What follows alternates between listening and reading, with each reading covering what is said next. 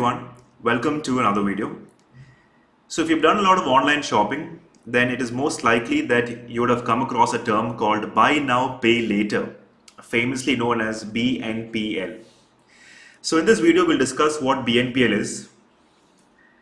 We will also find out how BNPL works, or what are the source of revenue for these BNPL companies. And finally, why RBI has stepped up recently, putting up a big restriction on the services offered by these buy now pay later apps. So first things first, that is, what is BNPL? And let's do a deep dive into this.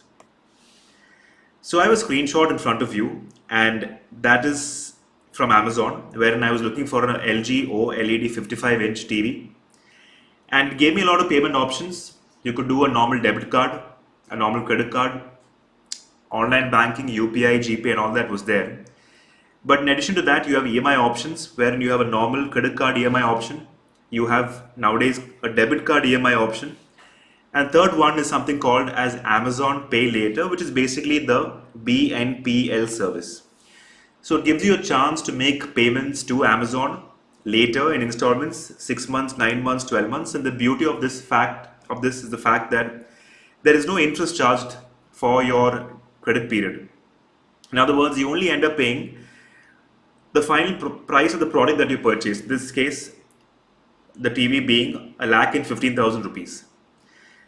So BNPL is a short-term financing option which provides a method to the consumer to buy the product and pay the BNPL company later. So they have partnered with Amazon, Flipkart and other e-commerce websites, providing a convenient method to the consumers to purchase the product and make the payment later, thus posing as an excellent substitute, an alternative to credit cards.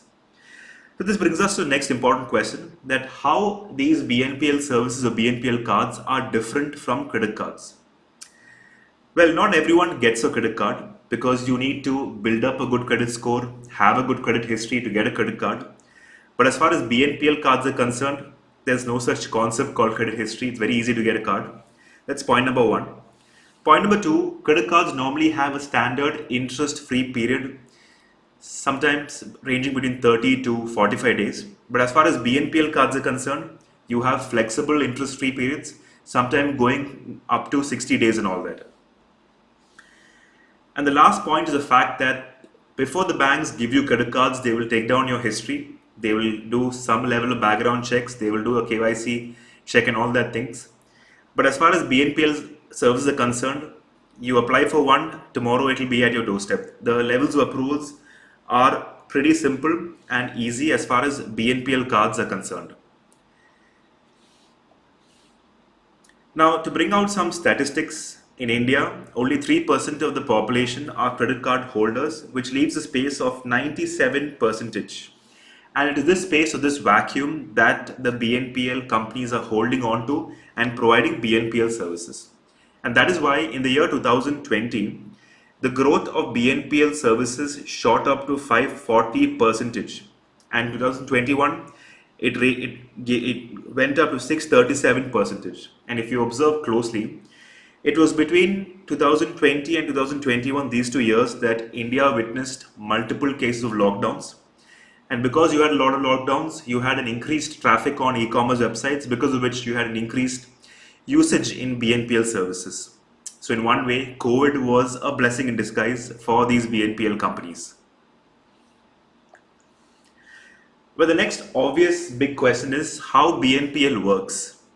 Or if you're thinking how these BNPL apps make money, then we'll discuss that through the help of an example. Let's say you have a student here, and his dream of the month is to buy a beautiful looking pair of shoes worth ₹5,000. And this of course is way above his budget, way above whatever pocket money that he has at the present moment. And of course, he does not have a credit card because he does not have a credit history. There's no sufficient bank balance ever in his bank account. But he need not worry.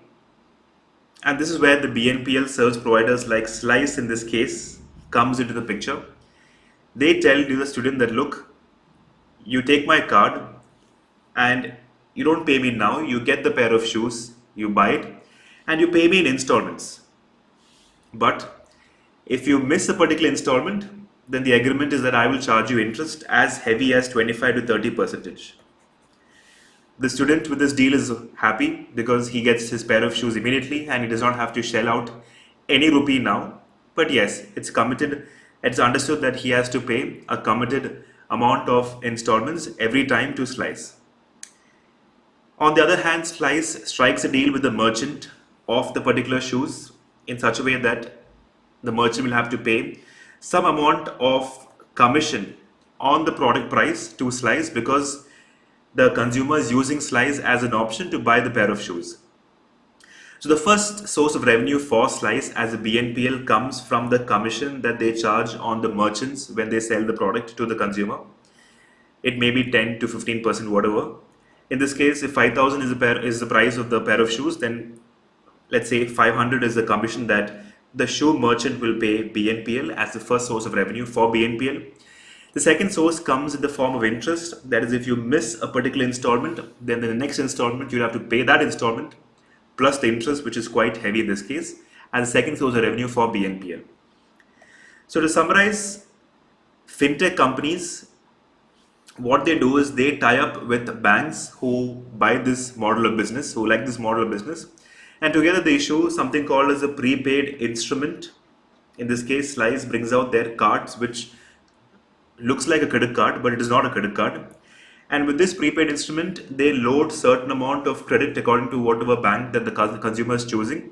And this is offered to the student, and you can use that card and buy the product that you wish and pay the BNPL company, in this case Slice, later. So they come up with these prepaid instruments, and it is these prepaid instruments that are offered to consumers to provide consumers a credit card-like experience. And that's how they compete with banks. So in short, BNPL gives you the advantage of an expanded market because it makes every product looks affordable, and it helps you in purchasing multiple products, therefore expanding the market to a great extent. Its first source of revenue, as discussed earlier, is the charge from the merchant. As soon as you buy, as soon as the merchant sells a pair of shoes, 500 rupees is in the pocket of Slice. Number two is the second source of revenue for Slice, that is the interest that is charged if you miss a single payment from the consumer side. It is instant credit, quite simple to use, and it makes every product look affordable because with Slice you have multiple students buying multiple products, and therefore Slice taps on its first source of revenue immediately, that is that commission from the merchant. So that is why it is said that BNPL services makes every product looks affordable. Now, the last part of our discussion is the fact that whenever you see massive expansion in one particular area in the country, you have the government stepping up and putting a whole lot of restrictions on that particular area. And in this one too, for BNPL services, as expected, RBI came up, rolled up its sleeves and brought out a circular which put up a restriction on these BNPL services. What is said is, a non-bank cannot issue prepaid instruments wherein you load certain amount of credit and give it to the consumer. Now this was like a death sentence for these BNPL companies, especially for Slice and all that, because they were thriving on the user experience of their card, which felt like a credit card. And now they'll have to think of alternate solutions, how to provide the same level of user experience but without a PPI or a card. Because RBI very clearly in its press conference said that with BNPL you are buying a product or buying some stuff that you don't need with the money that you don't have. And this makes the ultimate consumer fall into a spiral debt trap, which becomes often quite dangerous. So now it is up to these BNPL companies to prove to RBI that they're not only economically viable and feasible, but they are socially beneficial companies too. So I hope I was able to make things clear through this particular video. If you like the video, please do show your support to us by hitting the like button. If you want more videos like these on a regular basis by way of notifications, you could also think of hitting on the subscribe button. Till then, I'll see you guys in the next video. Take care and thank you.